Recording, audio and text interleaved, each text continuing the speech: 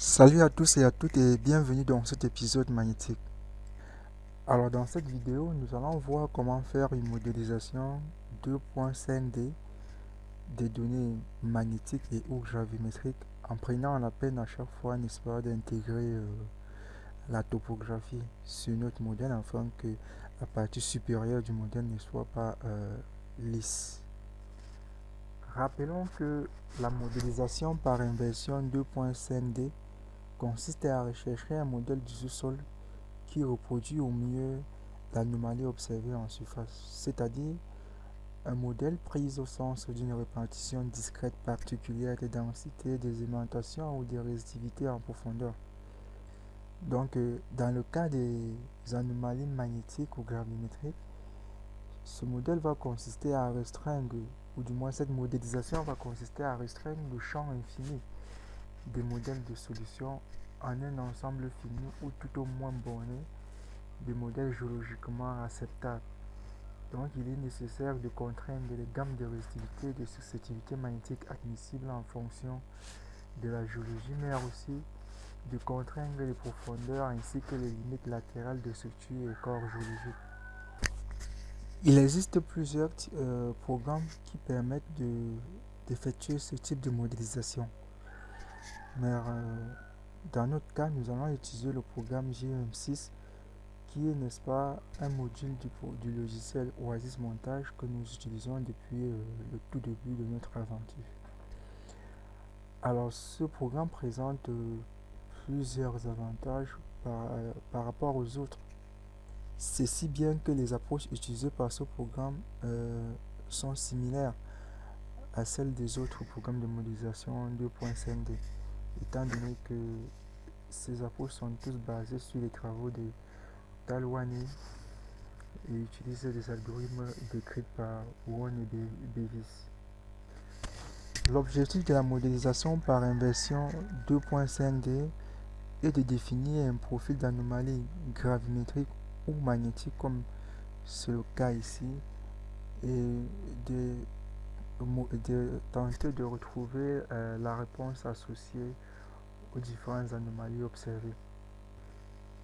Dans cet exemple tiré des travaux de Khalil et Alt 2016, les anomalies considérées ou modélisées ici sont des anomalies magnétiques comme vous pouvez le voir ici en unité dans le Tesla par mètre de distance. Donc à partir du profil d'anomalie magnétique, ces auteurs tentent donc de retrouver les réponses associées à chacune des anomalies observées. Cela en modifiant ou en ajustant la géométrie des corps considérés, la profondeur ainsi que les paramètres physiques qui ici sont la susceptibilité magnétique associée à chaque corps. Donc quand on est dans l'espace de modélisation, géométrie du corps, paramètres physiques, profondeur du corps ainsi que l'extension du corps sont des paramètres à modifier ou à ajuster à chaque fois afin de retrouver le modèle recherché. Le modèle recherché est confirmé ou considéré lorsque le profil d'anomalie euh, magnétique calculé qui est représenté en trait continu noir va se superposer au profil d'anomalie mesurée qui est cet ensemble de points noirs. Ces auteurs ont utilisé, comme nous allons le faire dans notre cas, le module GM6 du programme Microsoft Oasis Montage. On peut remarquer que sur ce modèle, les auteurs n'ont pas eu à intégrer la topographie, ce qui a pour conséquence de mettre toute la partie supérieure à un même niveau topographique que le logiciel considère par défaut comme étant le niveau 0. L'absence de la topographie a pour conséquence de modifier la géométrie du modèle parce que si vous intégrez la topographie sous modèle, la géométrie de ce corps automatiquement va changer à cause de la variation topographique ou du relief en surface. dans notre modèle, dans notre approche de modélisation, nous allons intégrer la topographie pour minimiser les erreurs, optimiser notre modèle. Notons qu'il existe une infinité de modèles pouvant être obtenus à partir d'une courbe d'anomalie magnétique ou gravimétrique. La fiabilité du modèle obtenu va donc dépendre des contraintes qu'on aura appliquées à nos différentes données, ainsi que de l'a priori géologique ou de vos connaissances et compétences géologiques que vous avez acquis concernant la zone de modélisation. Parce qu'on ne fait pas une modélisation sur la base de rien. Une bonne modélisation s'appuie sur des a priori géologiques solides que doit détenir le géomodéleur ou le géophysicien modéleur. Donc, c'est tout cet ensemble d'éléments-là qui permettra d'obtenir un modèle un peu plus fiable. Comme mentionné plus tôt, il existe plusieurs programmes de modélisation par inversion 2.5D.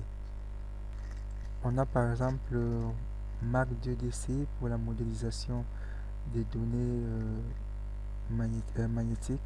On a Graph 2DC pour la modélisation des données gravimétriques. Vous pouvez donc remarquer que ce soit Graph 2DC ou alors Mark 2DC, chacun de ces programmes ne permet de modéliser qu'un type de données à la fois. Par contre, le programme GM6, comme vous allez le voir lors de notre processus de modélisation, permet de modéliser en tenant à la fois compte d'un profil magnétique et d'un profil gravimétrique qui pourra s'ajouter au-dessus, en plus de l'intégration des données topographiques. Alors ce programme est vraiment très adapté à ce jour pour cette approche de modélisation, et c'est pourquoi il est très souvent utilisé, d'autant plus que son espace de modélisation est plus attrayant et plus simple que l'espace de modélisation et de Graph ou de Mark 2DC. Donc il ne faudrait pas que notre vidéo soit trop longue. L'objectif de cette première phase de la vidéo était déjà de vous expliquer quel programme allons-nous utiliser, qu'est-ce que c'est que la modélisation 2.5D. J'espère que tout cela a été dit au cours de cette vidéo, et nous allons nous retrouver dans la prochaine vidéo pour commencer avec la modélisation proprement dite. Sur ce, je vous dis merci et à très bientôt dans une prochaine vidéo. C'est la fin de cette vidéo. N'oubliez pas d'aimer cette vidéo, de vous abonner et de partager cette vidéo dans vos différents réseaux sociaux. Surtout, n'hésitez pas pour tous vos besoins de logiciels, de tutoriels ou encore de formation dans l'utilisation des logiciels de géosciences. Vous pouvez toujours contacter GSDG. Merci et à très bientôt pour une prochaine vidéo.